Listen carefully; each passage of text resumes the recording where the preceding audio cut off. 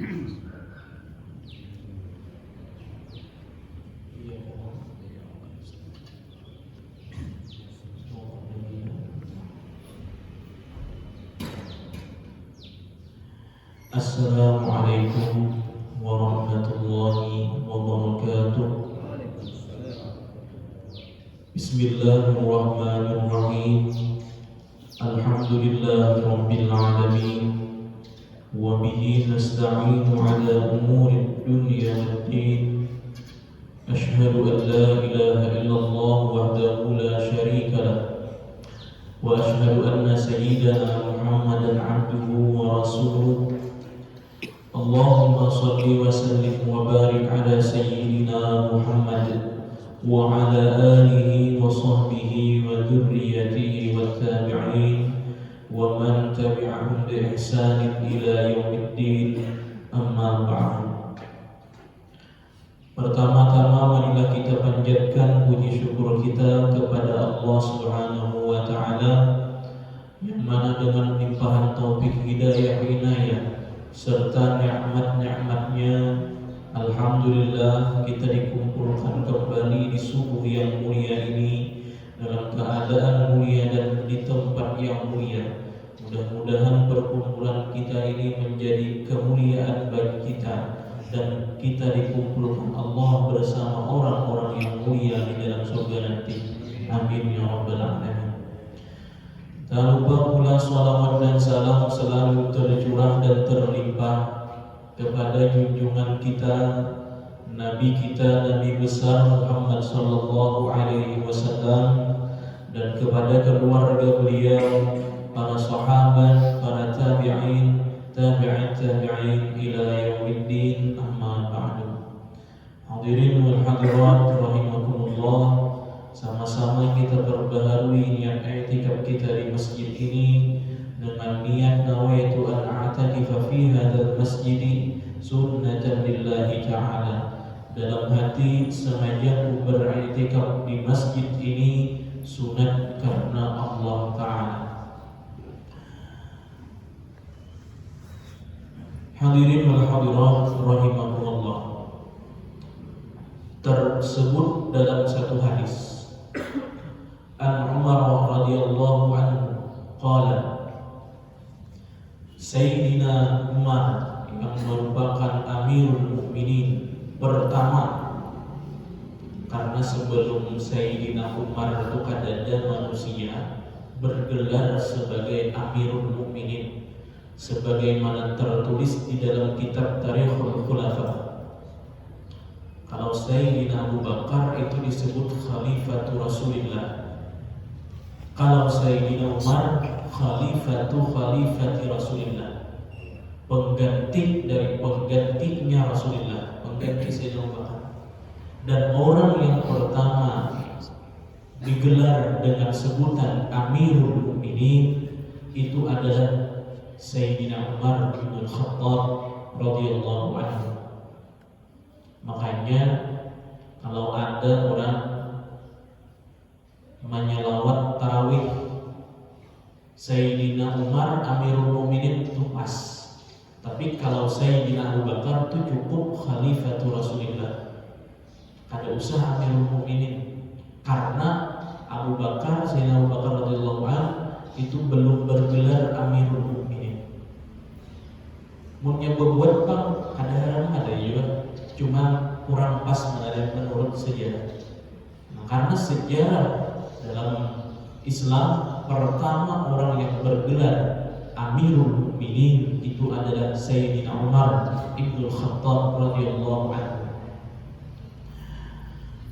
Sayyidina Umar radhiyallahu anhu pernah berkata, ujar Sidin, bainama nahnu julusun 'inda Rasulillah sallallahu alaihi wasallam dzata yaumin idh tala'a 'alaina rajulun shadidu bayad thiyab shadidu sawad ash-sha'r la yura 'alaihi athar as-safar wa la ya'rifuhu minna ahad hatta jalasa ila an-nabi sallallahu alaihi wasallam fasnada rukbatayhi ila rukbatayhi wa wada'a kaffayhi 'ala fakhidayhi wa qala ya Muhammad akhbirni 'anil Islam.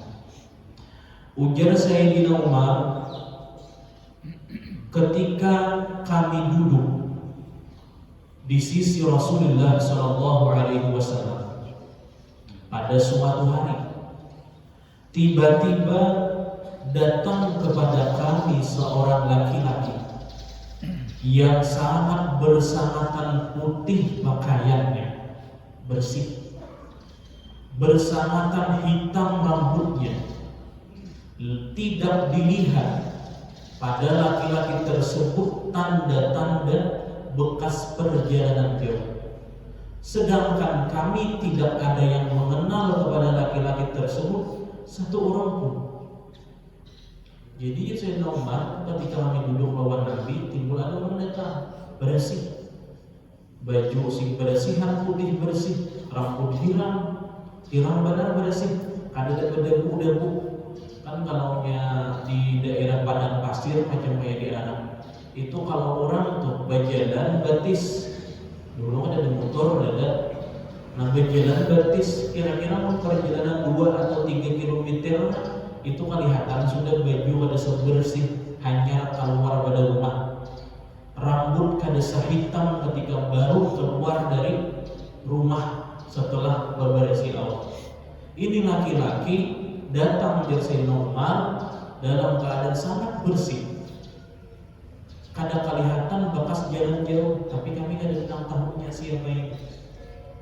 Si laki-laki tadi datang mendekat kepada Rasul sallallahu alaihi wasallam setelah mengucapkan salam, mendekat dengan menyandarkan lututnya kepada lutut Rasulullah dan meletakkan 2 tangannya di atas paha Rasulullah. Sahabat betapa bingung, datang berparat berhadapan, rapat duduk, lintut lawan lintut Nabi itu sampuk. Tangan banyak di atas paha Nabi. Berarti ini orang kenal benar lawan Nabi. Ujar barat sahabat, tapi kada ada tahunya. Tapi kada ada tahunya. Lalu si laki-laki tadi berkata, ya Muhammad. Makin heran sahabat mengiau Nabi kada dengan gelar, tapi dengan mengarang besisi, wahai Muhammad. Sahabat dan walinya mengiau Rasulullah dengan mengarang sidik langsung. Siapa ini? Lalu si laki-laki tadi berkata, wahai Muhammad, beritahu aku tentang Islam. Beritahu aku tentang Islam. Apa itu Islam? Bagaimana itu Islam? Rasul sallallahu alaihi wasallam tanpa panjang lebar pun beliau menjawab.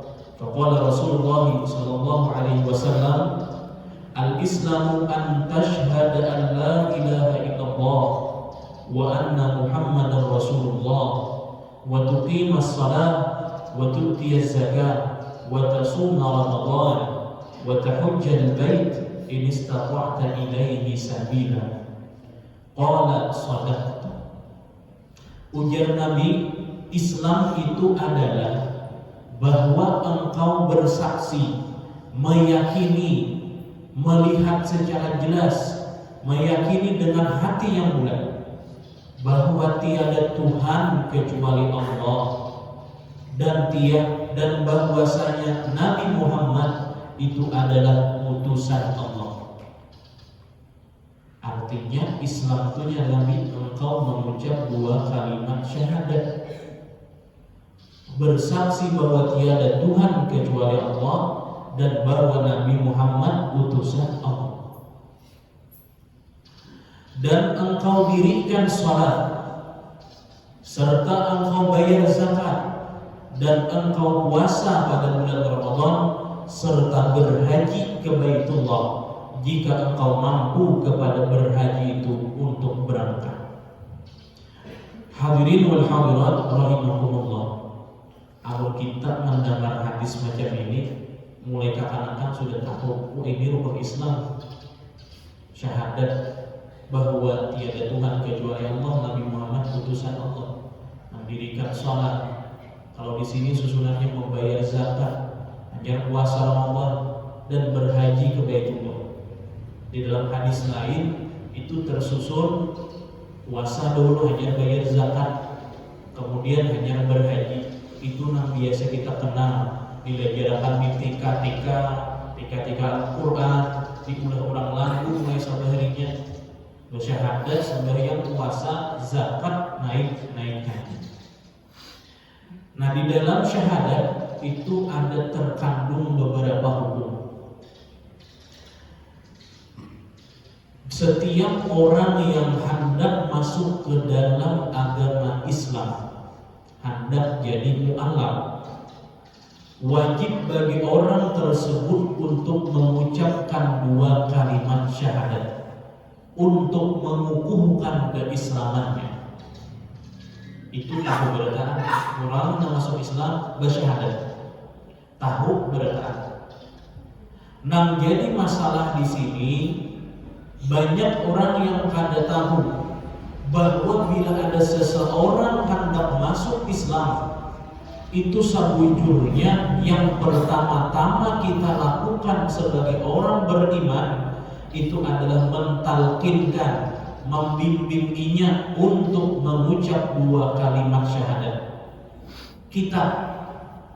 Kita setiap orang itu berhak untuk mentalkinkan, mengiritakan, membimbing ia mengucap 2 kalimat syahadat. Artinya bila ada orang yang masuk Islam itu langsung bawa ia bersyahadat. Kaina hendak membawa ke rumah tuan guru, kaina hendak membawa ke KUA, talqinkan syahadat ketika dia memiliki keinginan untuk beragama Islam. Bahkan dikatakan oleh para ulama, mentalkinkan syahadat kepada orang yang sudah ada kegemaran hatinya kepada Islam itu hukumnya wajib, dan wajibnya itu alal faur, segera, kada boleh berlambat-lambat. Amun kita tungguin aku berbaju, kita kalau mau guru si anu tungguin aku berbaju, kita datangi KUA, itu berlambat, haram hukumnya. Haram hukumnya. Bahkan saking cepatnya, disuruh cepatnya kita mentalkinkan syahadat kepada orang yang masuk Islam, seandainya kita diharapkan makan. Ada orang berkata, Assalamualaikum, nama ini ada orang yang masuk Islam, disuruh kita meninggalkan makanan kita dulu. Kan kalau biasa tamu itu datang, maka tuh jam makan boleh aja kita tuh minta hadangi dulu. Kalau orang hendak masuk Islam, wajib meninggalkan makanan yang sedang kita santap. Seandainya ada santap basuh tangan kan jadi masalah, langsung keluar datang talqinkan syahadat, kada boleh berlambat-lambat. Kalau saya tungguin dahulu, aku tuntung makan, dan boleh, haram hukumnya. Karena tuntung makan itu nyaman aja, menuntung makan itu nyaman aja. Mentalkinkan syahadat itu kalau ditunda resikonya besar. Apa risikonya? Dalam kaidah ulama itu menyebutkan ridha bil kufri kufrun. Itu risikonya. Membiarkan seseorang dalam kekafiran itu hukumnya kafir. Berdua jangan bersyahadat itu, kalau orang masuk Islam aja seorang bersyahadat saja jangan. Karena menunda-nunda mentalqinkan syahadat kepada orang yang hendak bersyahadat. Itu risikonya. Makanya wajib tinggalkan segala aktivitas bila ada orang hendak mengucap 2 kalimat syahadat, minta bimbing. Nah, kaina bila sudah ditalqinkan syahadat, hanya kaina dibawa ke KUA untuk tercatat ini sebagai mu'alaf, sehingga ini kaina tahu mula KTP Islam. Nah, statusnya sebagai seorang muslim. Dibawa ke masjid, disuruh bersyahadat di masjid pulang, bukan belum bersyahadat kada, bukan pertama di masjid sudah sebelumnya, tapi di masjidnya bersyahadat agar membanyaki saksi, sehingga orang-orang muslim itu tahu bahwa ini orang masuk ke dalam agama Islam. Bila ini sudah diketahui orang masuk ke dalam agama Islam, jadi setiap orang bisa membimbinginya. Seandainya jam sembahyang, ia sibuk dengan gawiannya, karena kita tahu orang ini mu'alaf hanya masuk Islam, oh barangkali ini ada tahu bahwa ini wajib sembahyang waktunya, kalau kita memanggilnya. Kalau kita panggil, ya kita sadar kita sembahyangan. Nah, sadar sembahyangan. Tahu kita bahwa ini orang Islam. Makin banyak yang tahu, makin nyaman inya dipadahi atau diajak kepada sesuatu yang disebut kebaikan ataupun makruh. Nah, jadi itu mentalkinkan syahadat wajib. Jadi kadang istilah kada bisa berataan orang Islam itu bisa ke syahadat. Mentalkinkan syahadat pun kadang-kadang ada bisanya. Berataan bisa, mengamalkan kan bisa. Nah, cuman ya kita itu tanggung jawab kita. Nah, dan ganalnya pahala memasukkan orang ke dalam agama Islam, mentalkinkan syahadat pertama kali itu besarnya pahalanya pernah disebutkan oleh Rasul SAW dalam satu hadis, itu adalah balasannya masuk surga. Ada malam-malam lagi masuk ke dalam surga karena membimbing orang masuk ke dalam Islam. Nah, hadirin wal hadirat rahimakumullah. Lalu syahadatnya macam apa? Nah, di dalam keseharian kita itu menggunakan syahadat itu dalam beberapa keadaan. Yang pertama, yang jarang-jarang mungkin kita temui yang membimbing orang masuk ke dalam agama Islam. Syahadatnya macam apa? Syahadatnya itu adalah asyhadu an la ilaha illallah wa asyhadu anna Muhammadar Rasulullah, atau wa asyhadu anna Muhammadan abduhu wa rasuluh. Intinya di tengah-tengah syahadat itu berbuat wa. Asyhadu an la ilaha illallah wa asyhadu anna Muhammadar Rasulullah. Nah, itu syahadat pakai waw di tengahnya. Syahadat ketika membawa orang masuk ke dalam agama Islam. Ada juga syahadat itu pakai waw juga tengahnya. Kita pakai setiap hari 5 waktu sembahyang kita mengucap syahadat di tasyahud akhir. Wajib hukumnya. Dan syahadat di tasyahud akhir itu wajib berbuat waw itu juga. Asyhadu an la ilaha illallah wa asyhadu anna Muhammadar Rasulullah. Bila tertinggal wawnya, orang sembahyang tasyahud akhirnya kada sah. Bila tasyahud akhir kada sah, sembahyang kada sah. Kalau gue berlapas-lapas sembahyang, asyhadu an la ilaha illallah, asyhadu anna Muhammadar Rasulullah, Allahumma shalli ala sayyidina Muhammad, assalamualaikum warahmatullah, kada sah sembahyang. Kenapa? Syahadat tertinggal tengah-tengahnya wa asyhadu, ada pakai wa tengahnya, langsung asyhadu an la ilaha illallah, asyhadu anna Muhammadar Rasulullah. Nah, itu syahadat dalam tasyahud wajib pakai waw itu, karena tasyahud akhir itu kan termasuk rukun qauli. Nah, mana dalam sembahyang itu harus didatangkan ucapannya, penyebutannya jangan kurang satu huruf yang wajib pun. Sebagaimana Fatihah, sebagaimana takbir ihram, sebagaimana salam wajib didatangkan, jangan tertinggal satu huruf pun yang wajib dibaca. Yang banyak orang ada lapas-lapas sembahyang itu akhirnya tertinggal rukun qauli itu. Kan berarti ada tertinggal sebagiannya hanya satu hurufnya. Namun gara-gara tertinggal satu huruf, maka rukun qaulinya dianggap kada sah. Bila satu rukun kada sah dalam sembahyang kada sah. Sembahyang kada sah. Salam tuh rancak kita mendengar salam. Rajin salam itu terkadang ada orang yang ada perhatian, lalu salam itu mengucapnya dengan Assalamualaikum warahmatullah, ada balik lam. Ada orang Assalamualaikum, ada Assalamualaikum warahmatullah. Tahuni namanya dibaca tadi Assalamualaikum tidak. Jadi kita ada Assalamualaikum, nah kadanya ada Assalamualaikum, tapi Assalamualaikum ini orang sembahyang ada sah, kada sah. Mesti membuat alif lam Assalamualaikum warahmatullah. Kita ini terkadang kemahiran di luar sembahyang atau rumah Assalamualaikum, kada membuat Assalamualaikum, kada membuat alif lamnya. Lalu kemahiran tak bawa ke sembahyang, risikonya itu sembahyang besar. Karena dalam salam sembahyang itu sekurang-kurangnya dibaca Assalamualaikum. Itu sekurang-kurangnya. Berbuat warahmatullah itu sunat. Wabarakatuh ada surat Nabi kecuali kifayah. Nah, kecuali kifayah menurut satu pendapat juga itu.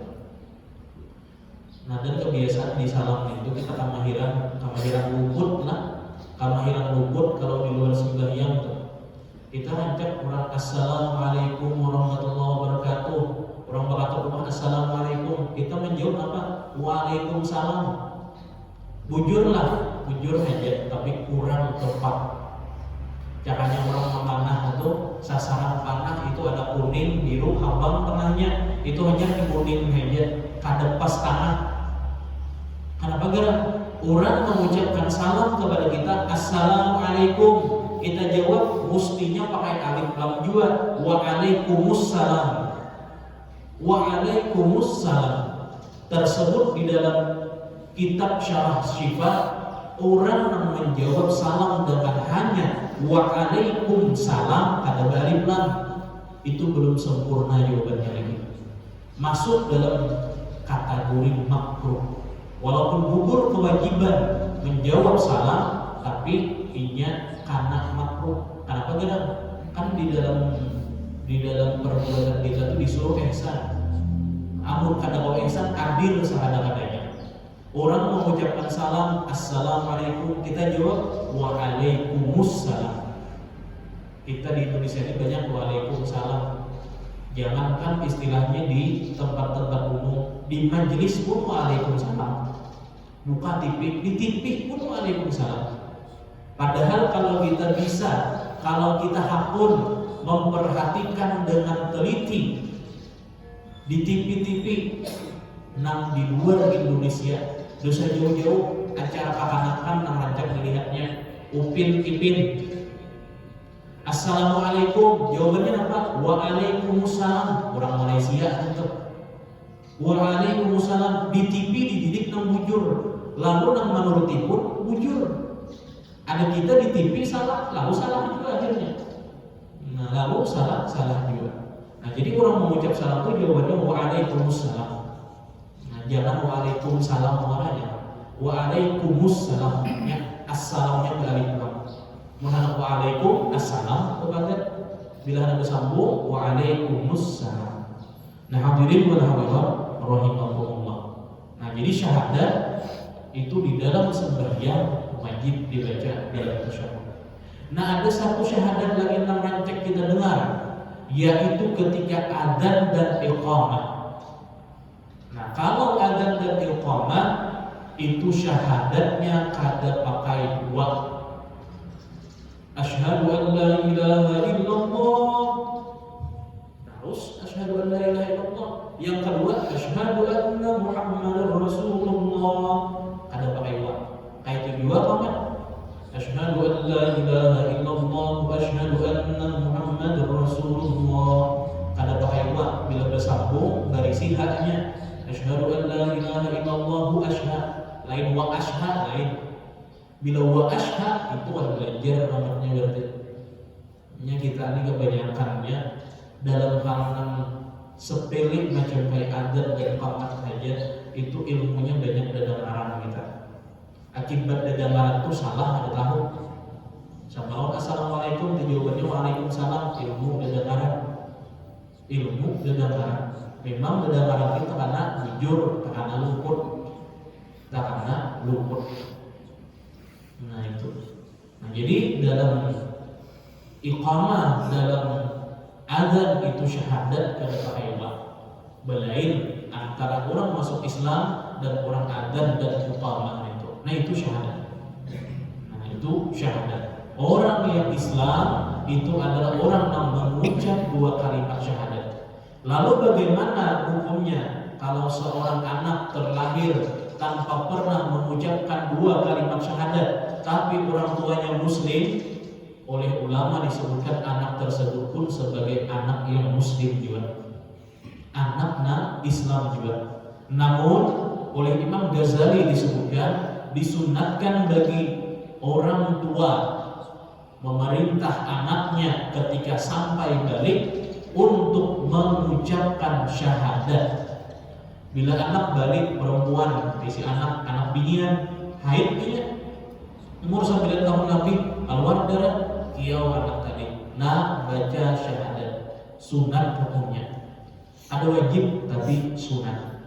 Itu juga laki-laki umur 15 tahun nih ya, laki-laki ini tangalih ditangguh hatinya baliknya, nah baliknya tangalih ditangguh.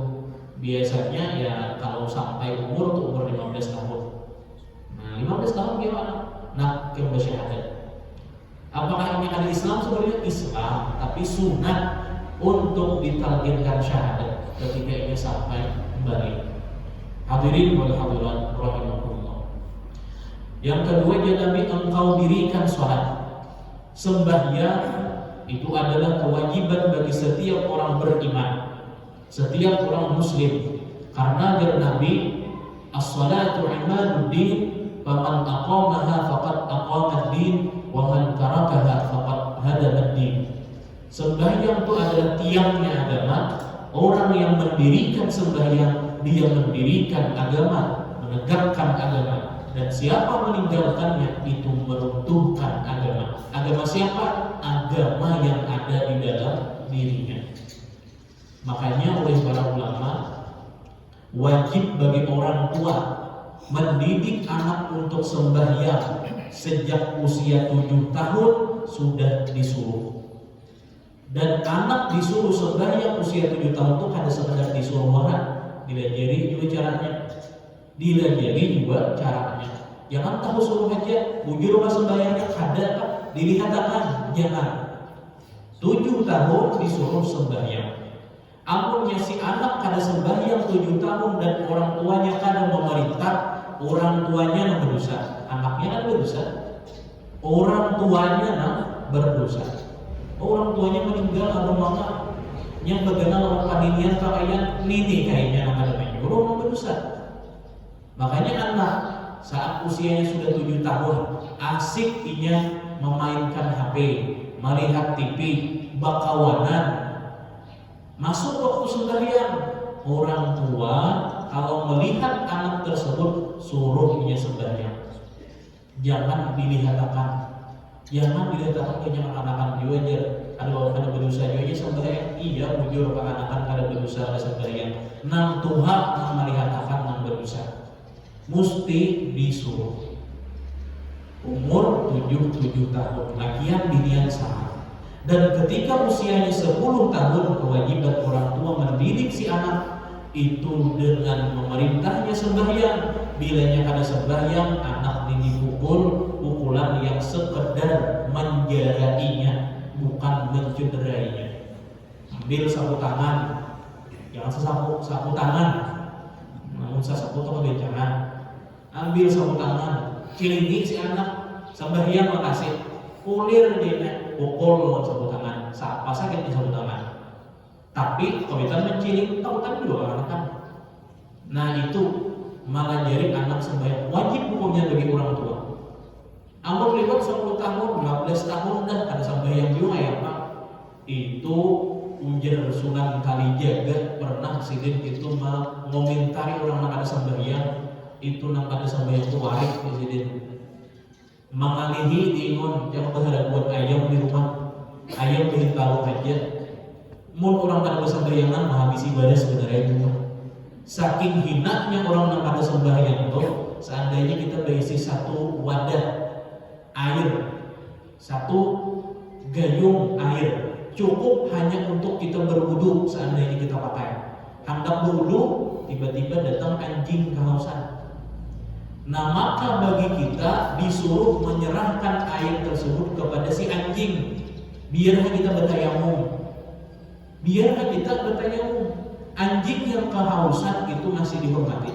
Tapi seandainya ada orang yang kada sembahyang kehausan, kita ada baju sawadahannya, cukup kita berwuduannya. Bolehkah? Apakah lebih baik kita minumi orang yang kehausan yang kada sembahyang tadi, atau lebih baik kita berwudu? Lebih baik kita berwudu biar ini mati kehausan. Orang yang ada sembahyang itu lebih hina dibandingkan anjing. Lebih hina dibandingkan anjing. Makanya tadi mengalihi dihadapi orang yang ada sembahyangnya. Kenapa ada kebiasaan orang untuk kada sembahyang? itu biasanya karena kurangnya pendidikan, perhatian sebelum ia sampai balik tersebut. Belum lagi balik, inya kada pernah disuruh orang tuanya, disuruh sekali sabakasannya, kada diperhatikan bujur-bujur tentang sembahyangnya. Nah, maka kewajiban bagi setiap orang tua atau orang yang bertanggung jawab atas si anak itu mendidiknya dalam sembahyang itu, agar inya setelah menginjak usia balik, inya sudah terbiasa dengan sembahyang itu, dan beban baginya saat dia meninggalkan sembahyang. Makanya ulama-ulama ini salah satu nilai plus orang masuk pesantren, sembahyang sebuting menghindariku. Sama macam-macamnya akan di pesantren itu nya masih sembahyang. Inya masih sembahyang. Artinya dalam sehari masih ingat kepada Allah 5 waktu minimal. 5 waktu minimal. Sama macam-macamnya anak-anak itu. Kenapa? Karena dia terbiasa melihat lingkungan yang melaksanakan sembahyang itu. Nah, hadirin wal hadirat rahimakumullah. Bayar zakat, Nabi menyebutkan termasuk rukun Islam. Kalau bayar zakat itu kan wajib bagi setiap orang yang mampu, itu hanyalah zakat fitrah. Hanya zakat fitrah. Kalau zakat harta ada sabaraha kurang. Kenapa? Karena pada sabaraha kurang itu memiliki usaha macam kayak dagang. Kada sabaraha kurang itu bercocok tanam. Ada sabaraha kurang itu menabung emas ataupun perak. Nah, lalu yang wajib itu zakat fitrah. Siapa yang wajib zakat fitrah? Orang yang menemui tenggelamnya matahari di hari terakhir bulan Ramadan, maka dia wajib zakat fitrah bila memiliki kelebihan harta untuk berzakat fitrah itu. Amun harta pas-pasan, beras di rumah segagamannya lagi, duit di kantong habis, wajib zakat fitrah? Wajib zakat fitrah itu duit tidak. Nah, tapi pun ada kendaraan sembugaan dijual, mau hanya jual kendaraan duitnya orang enggak beres untuk berzakat fitrah. Nah, untuk berzakat fitrah. Hadirin hadirat rahimakumullah. Puasa Ramadan, Nabi menyebutkan puasa Ramadan termasuk Islam. Puasa Ramadan oleh Syekh Zainuddin Al-Maribari di dalam kitab beliau Fathul Mu'in, beliau menyebutkan wajibnya perintah puasa Ramadan itu termasuk yang dibebankan kepada orang tua terhadap anak sama lawan sebenarnya.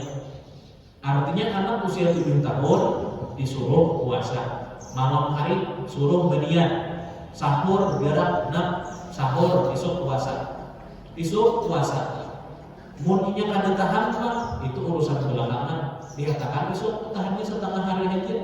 Dukanya itu orang tua lepas tanggungan sudah, karena sudah menyuruhnya mulai malam hari. Amun anak malamnya kada berniat puasa, sahur kada digarap untuk berniat, untuk inya sahur kada disuruh puasa.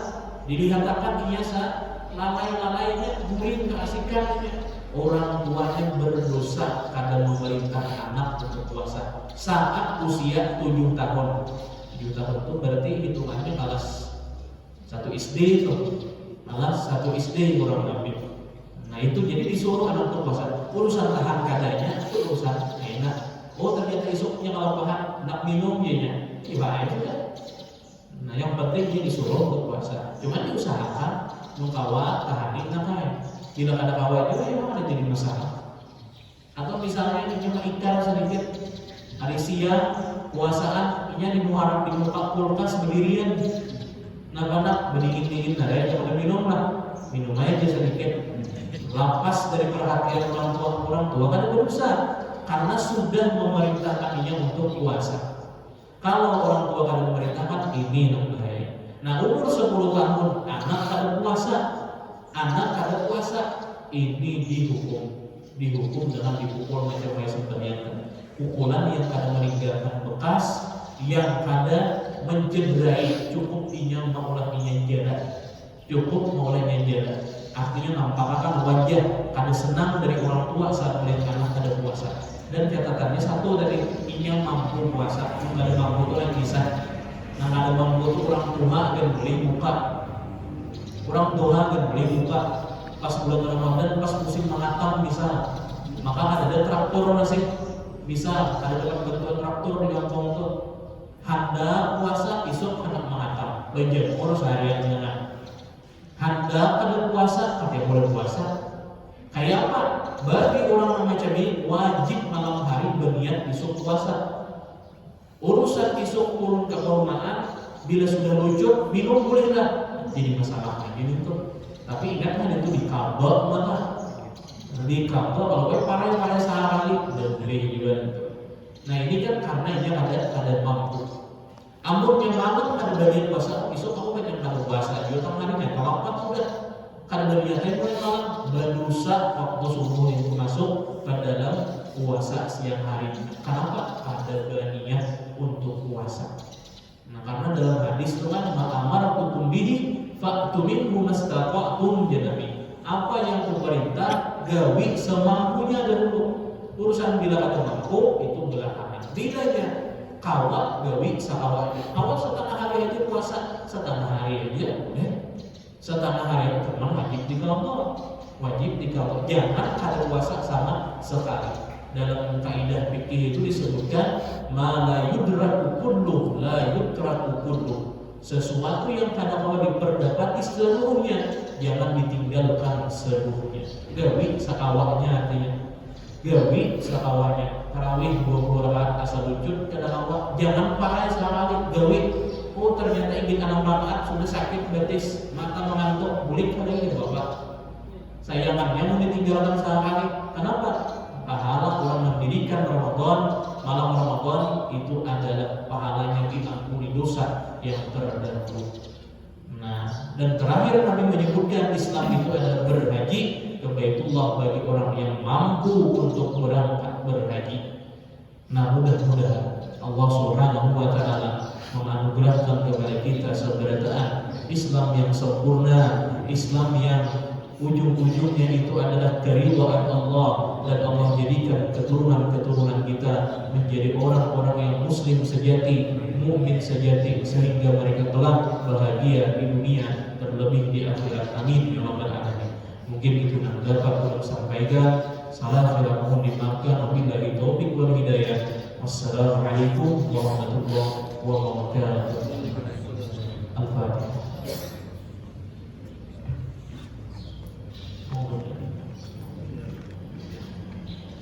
Bismillahirrahmanirrahim.